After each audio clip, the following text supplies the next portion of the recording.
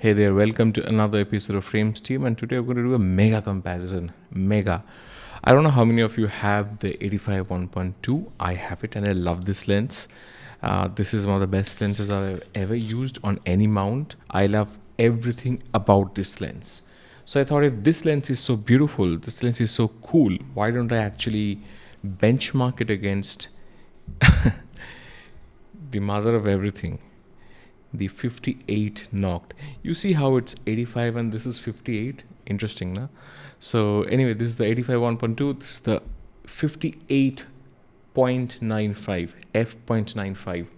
This is such a heavy lens. I mean, the first thing you notice when you hold this lens is how well chiseled and how beautifully built this lens is. This is quite a used lens, but even then you can see at least 2-3 years of heavy usage on this lens, right? You can see some scratches here and all that, but still it just feels so premium, so well built. Everything is so like it. I mean, everything is feels so smooth, sounds so smooth, so well engineered. Yeah, and it's heavy. Like there are heavy lenses, and then there is this lens.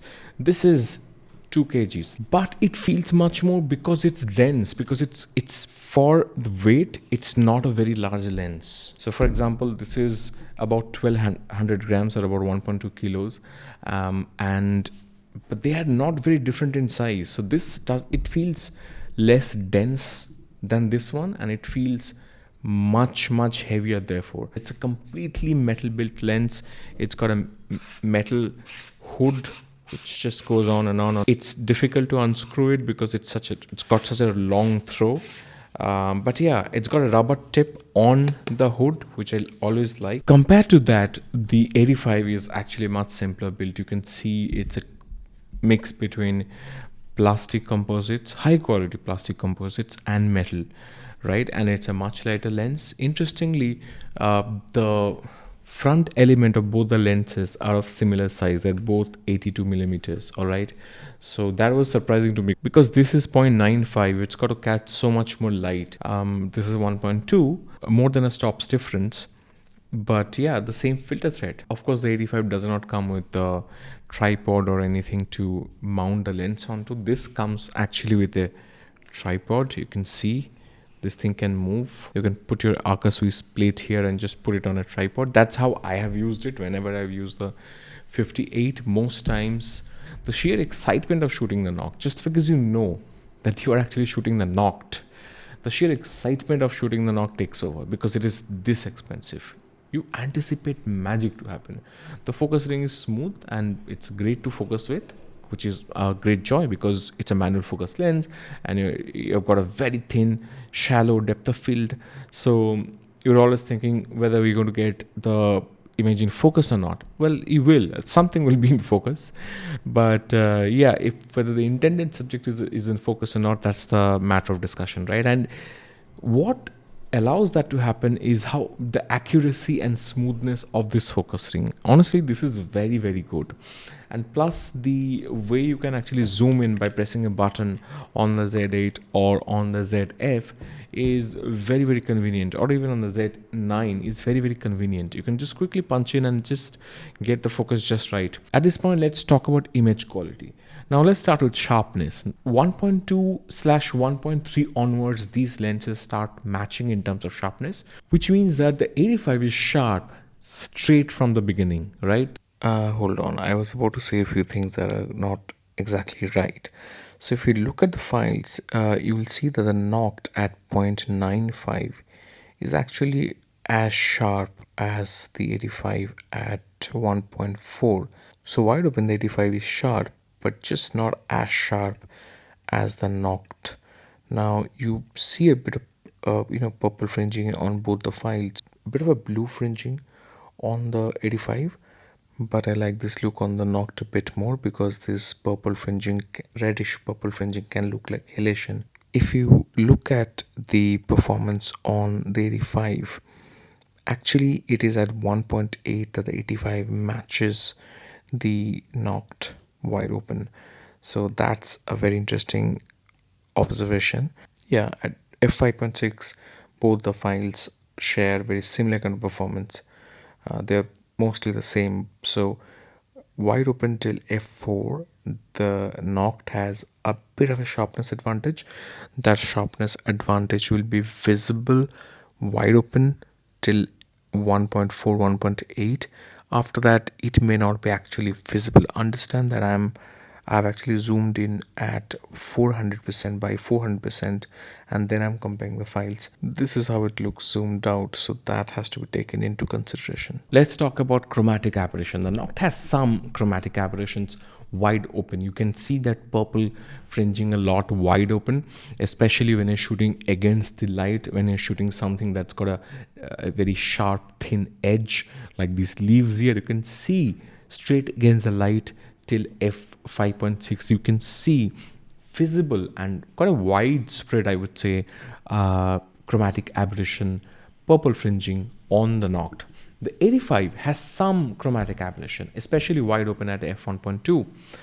But at f2, it's significantly reduced. By f2.8, it's mostly gone. I mean, then you have to really look for chromatic aberration to find some. In fact, even at f2 or f1.8, you have to look for that chromatic aberration to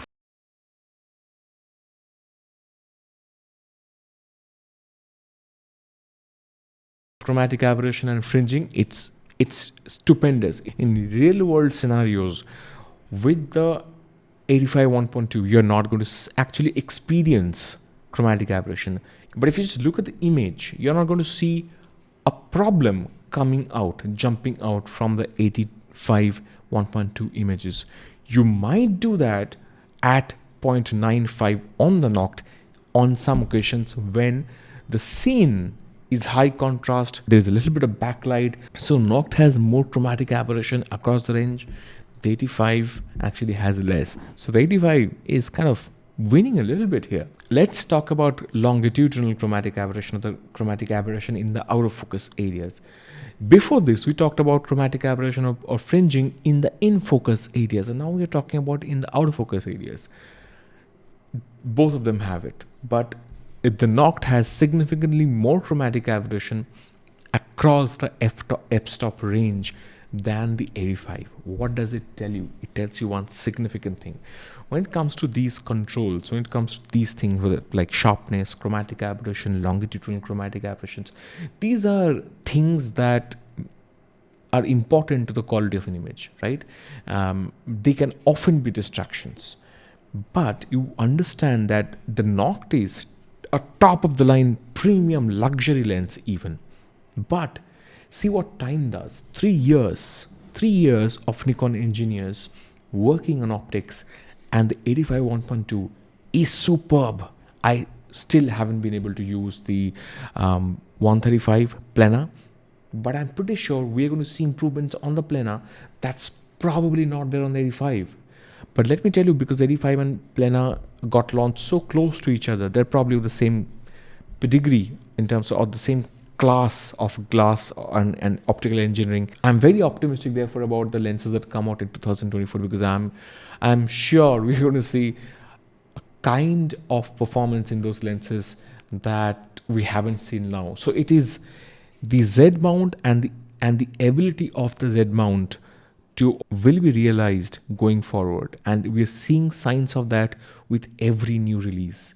I mean, talk about the telephoto lenses. You have to see them to understand how good they are. The 600 6.3, it is the sharpest among them all, honestly. Yeah, because if you adjust for the difference between the 800 6.3 and the 600 6.3, you will see that the 600 6.3, despite having a slightly wider field of view, it's probably slightly sharper than the 800, but the 800 is more controlled. Coming back to the Noct and the 85, I was just very excited about the progress that I've seen between the Noct and the 85 and what it means for all of us. And I see that if we ever have the 50, this 50 1.8 version 2, I don't know, we're probably going to see a smaller lens with image quality at par with the 50 1.2. Okay, this is the 51.8. That was about the image quality. What about the final output? Look, a final output in photography and filmmaking, it's a multivariate scenario. Of course, the brute force of the quality of equipment is one part. You have to understand the weight really slows you down. You have to understand that you have to be still. Your subject has to be still. And that slows you down. That can tire you. After some time, when the excitement sort of wanes, you realize that the lack of freedom to move a little bit, even to have this that bodily biological micro jitter, that costs you dearly creatively on the Noct. It's not like you cannot be rigid for a few seconds. You can be. You can stand still, and the model can stand still, but you're constantly shooting. You're just trying to get the right shot.